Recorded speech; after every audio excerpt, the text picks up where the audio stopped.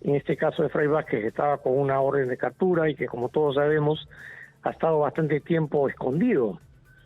Tiene que ponerse a disposición, lo traerán a Lima con una orden de captura, físicamente esposado, los llevarán al juzgado y dispondrán que sea trasladado a un centro carcelario para fines de pueda cumplir una prisión preventiva.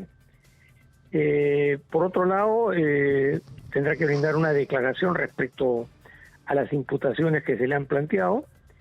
No descarto la posibilidad de una eventual colaboración eficaz. Y estamos enlazados con el abogado Luis Lamas Pucho, él es penalista, como ustedes saben. Luis, muy buenos días, gracias por atendernos. ¿Qué tal? Hola, Nicolás, ¿cómo estás? Muy buenos días para ti y todas las personas que te siguen, y te escuchan y te ven. Me ha llamado la atención la secuencia con la que ha ocurrido esta entrega de Fray Vázquez, el sobrino del expresidente Pedro Castillo, ¿no? Pedro Castillo publica en las redes o publica en el nombre suyo en las redes un mensaje diciendo a los que, no tienen nada contra nosotros, más o menos es lo que dice, ¿no? Y los que están en la prófugo de la clandestinidad se entreguen, más o menos es el mensaje, y ¡pam! Al día siguiente se entrega Fray Vázquez. ¿Esto qué significa? ¿Qué está pasando con el proceso, Luis? Bueno, lo primero es que hay una secuencia de coordinaciones entre lo que dice Pedro Castillo y las personas que todavía siguen en su entorno, en el caso particular de sus familiares, en este caso de Fray Vázquez, que estaba con una orden de captura y que, como todos sabemos, ha estado bastante tiempo escondido. Tiene que ponerse a disposición, lo traerán a Lima con una orden de captura, físicamente esposado, los llevarán al juzgado y dispondrán que sea trasladado a un centro carcelario para fines de pueda cumplir una prisión preventiva. Por otro lado, tendrá que brindar una declaración respecto a las imputaciones que se le han planteado. No descarto la posibilidad de una eventual colaboración eficaz, dependiendo de la información que tenga. Y otra vez volveremos a esta ruleta de acontecimientos, como sucede con otras personas que están con orden de captura, que están en la clandestinidad y que después son detenidos y puestos a disposición de las autoridades para conocer toda esta eventualidad de hechos que implica pues la justicia en temas de corrupción vinculados al poder, como tú lo acabas de mencionar hace unos instantes, ¿no?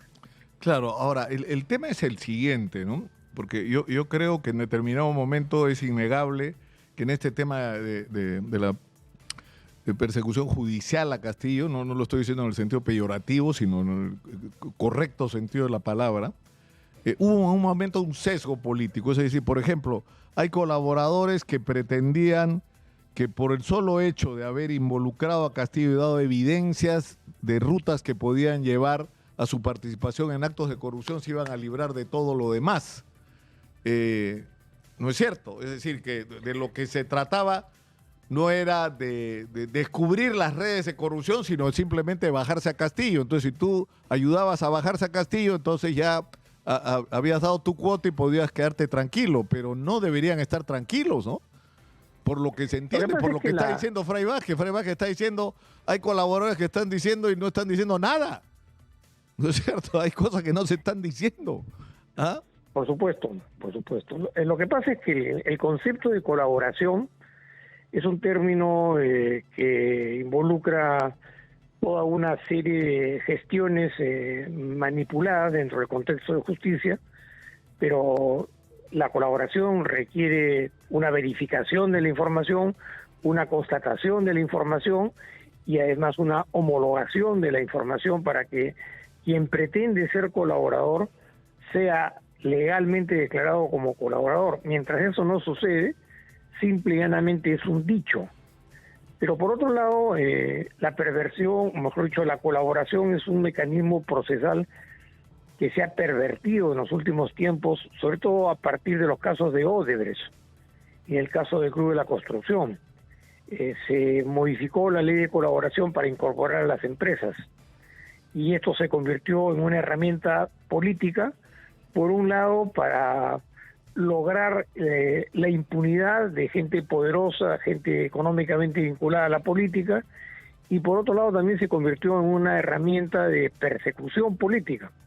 Entonces, este sentido de colaboración, yo creo que en líneas generales ha sido un acontecimiento legal pernicioso, contraproducente, negativo, y que solamente ha contribuido a la impunidad en el país.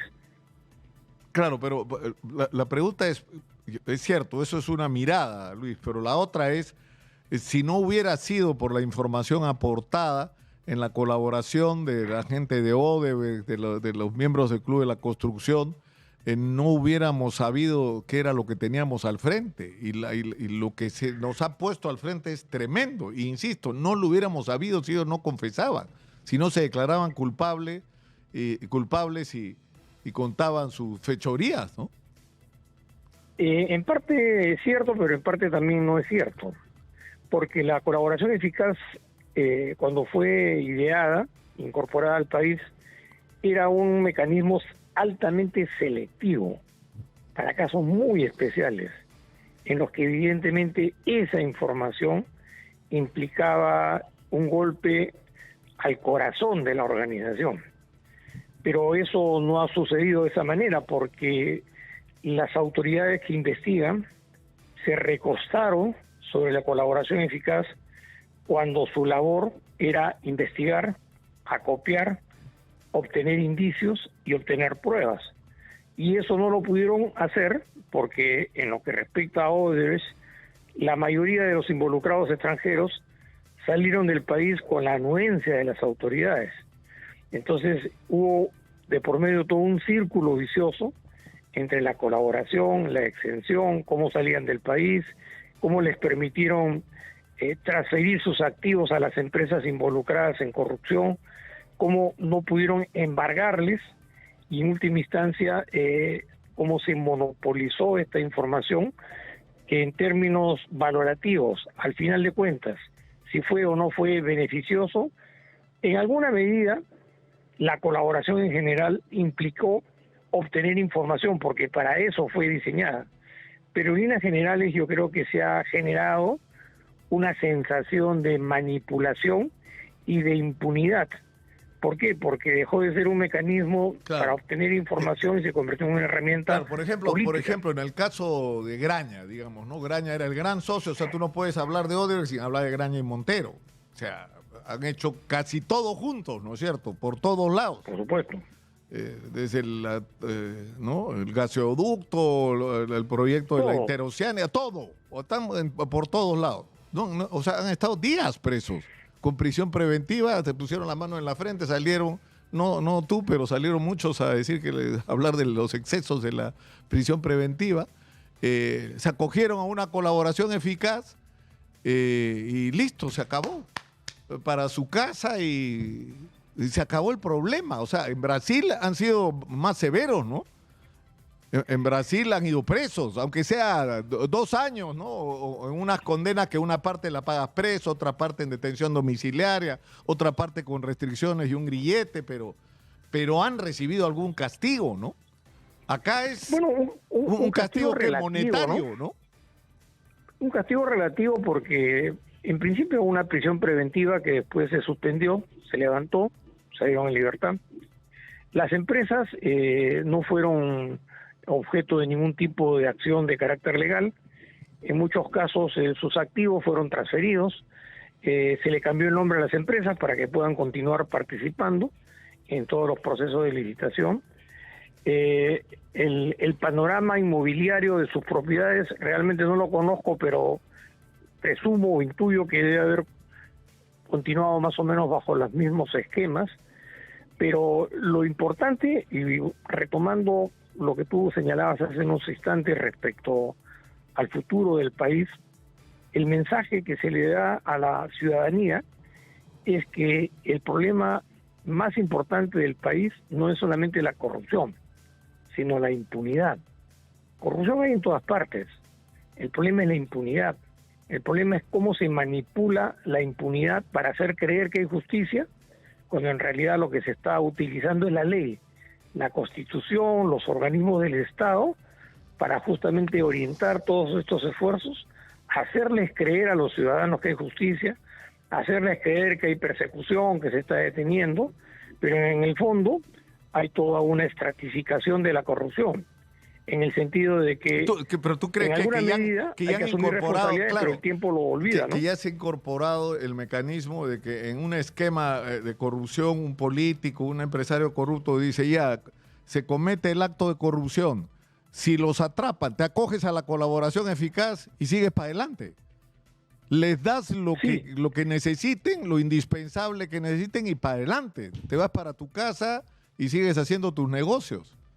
Y te esperas unos añitos y vuelves a contratar con el Estado, ¿no? La corrupción como negocio, en el sentido de que si hay que pagar por ahí algún tipo de reparación civil o no, ese activo sale del mismo activo de la empresa con la que tú cometiste el delito. Incluso hay muchos casos de personas de esas características que continúan en la brega política. Utilizan la partidocracia, el acto electoral, la función pública, para realimentar este círculo vicioso entre corrupción, impunidad, partidocracia y todo lo que ya sabemos, ¿no? Luis, te agradezco mucho, que es desesperanzador tu mensaje, pero es realista. He tratado de explicar lo que tú has señalado hace unos instantes, pero de una forma más didáctica desde el punto de vista jurídico, digamos, ¿no? Sí, Luis Lamas Pucho ha estado con nosotros. Muchas gracias, como siempre muy gentil.